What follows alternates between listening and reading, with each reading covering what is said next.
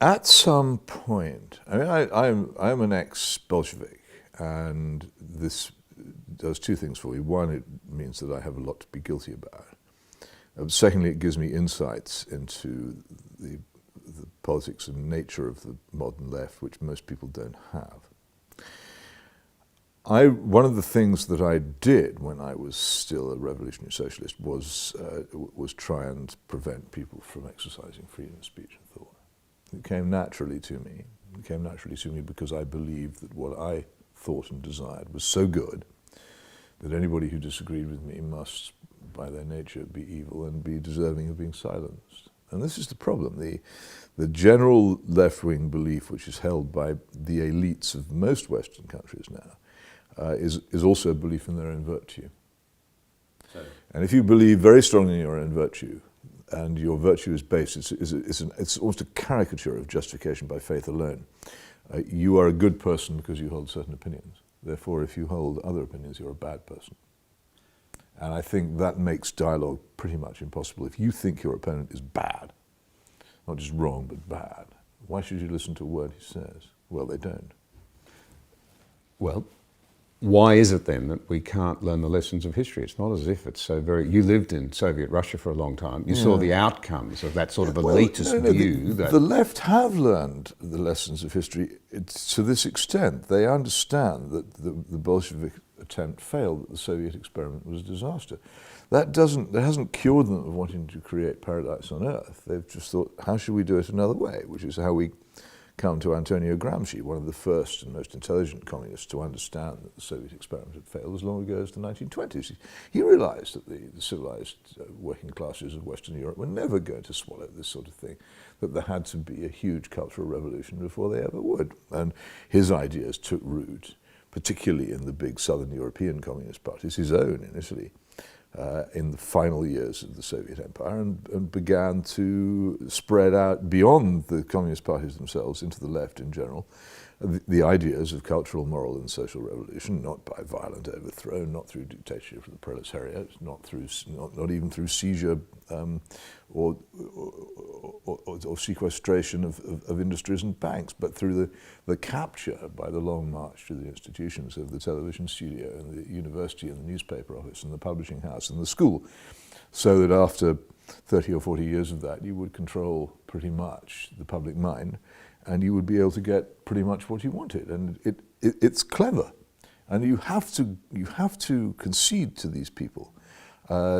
some admiration for their endless determination, their deep belief in what they want, and their subtle and in many cases very clever organization to achieve it. It's been a very, very well exercised revolution, and they have learned from history. The one thing they haven't learned, which I wish they would learn, is that they're wrong. But they have learned how to be wrong better, and that is why we have to fear them so much. So two questions immediately arise for me. Given that the great bulk of people are surprisingly sensible when it comes to not being misled by intelligentsia... I would completely disagree with that. I think the great bulk of people are incredibly easily misled. I find it over and over again. People I like, people who might write to me one week and say, I really liked what you wrote. The next week we'll be sprouting some drivel about the Russian menace or whatever fashionable nonsense happens to have been fed to them by the media they trust. It's extraordinary how gullible people are.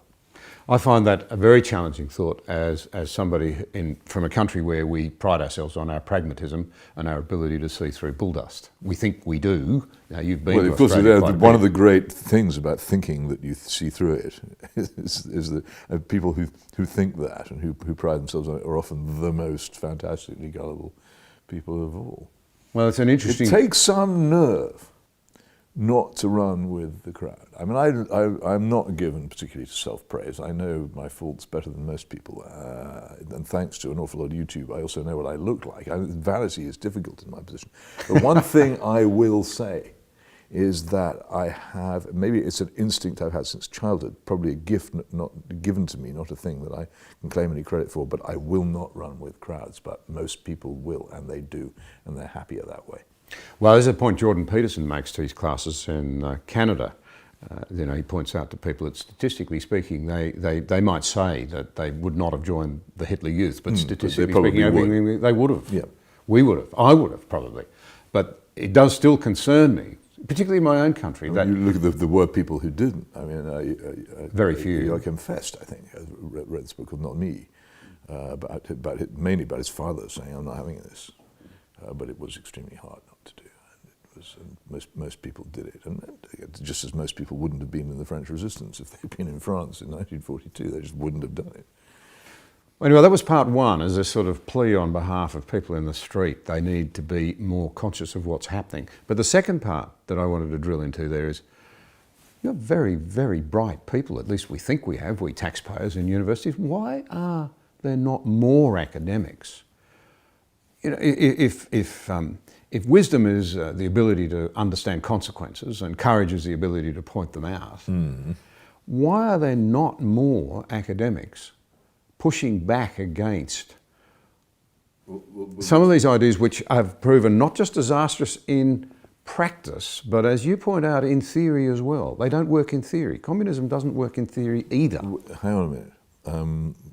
We'll move on to communism in a minute, if I may, but you said that one of the qualities you're looking for is an ability to understand consequences. You mustn't assume that academics are so selfless that the ultimate consequences of society, perhaps after they're dead, are more important to them than the immediate consequences for their careers. But if I were an academic, I think I would know, indeed, or if I were in broadcasting, I think I would know pretty quickly that if I didn't fit in with the general conformist view of these matters, then I couldn't expect to get tenure or to rise in my profession. And these things are ultimately possibly more important to people than the total coherence or indeed the ultimate consequences of the points of view they espouse. Anyway, anybody can fool himself into believing that his own position is going to lead to paradise. People do that all the time. So perhaps G.K. Chesterton was right. About what in this case?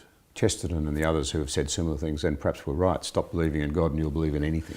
Well, that's also true, but some people are, in fact, many people, it seems to me, are repelled by the consequences of believing in God. They examine it, and the implications of living in a created universe with a purpose are frightening and often don't suit people's desire for pleasures. I point out in my book, The Rage Against God, a lengthy quotation from Somerset Maugham's autobiographical novel of Human Bondage, where Philip Carey describes with extraordinary frankness the moment at which he decides not to believe in God anymore, and the personal liberation which he associates with this is very strong.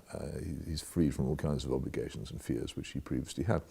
If it was simply a matter of choosing one or the other, and there were no other implications, I think a lot of people would choose it. And it's not surprising to me, actually, if people weren't brought up, as they are not now, if people aren't brought up to believe in the rather complicated concepts of the Christian religion, they're much more likely to fall into the far more convenient and more easily understood religion of selfism, as I describe it, of doing pretty much what suits you and being sovereign over your own body, which is what a lot of people now desire. Why wouldn't they? You use the term selfism, and I think back to your time in Australia on Q&A, when a couple of times you put your views only to be sneered at. And it struck me at that time that there's a remarkable capacity on the part of some people now to be unbelievably censorious at the same time as they want to say, don't tell us what to do.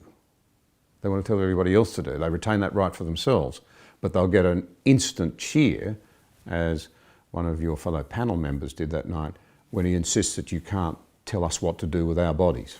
Yes. Well, I think that's, you oughtn't to seek necessarily consistency in most people's thought, and most people are terribly inconsistent anyway, and there certainly isn't an obvious consistency in this.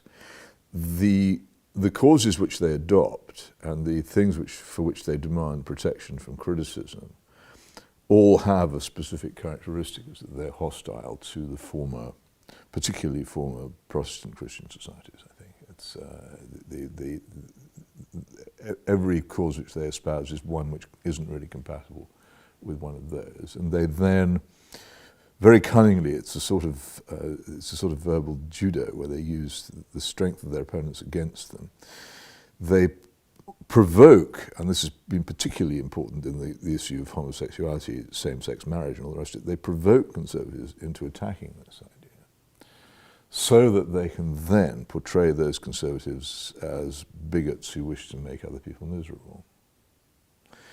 And that's one of the reasons why conservatives have lost that fight over and over again, and why, looking back on it, I wish I hadn't taken part in it, because it was and remains a very trivial side issue. And whether, 10, 20,000 homosexuals can or cannot get married really isn't particularly important, given the almost total collapse of tens of millions of heterosexual marriages encouraged by state policy, which has been the real issue, the really important moral issue of Western societies over the past 50 years.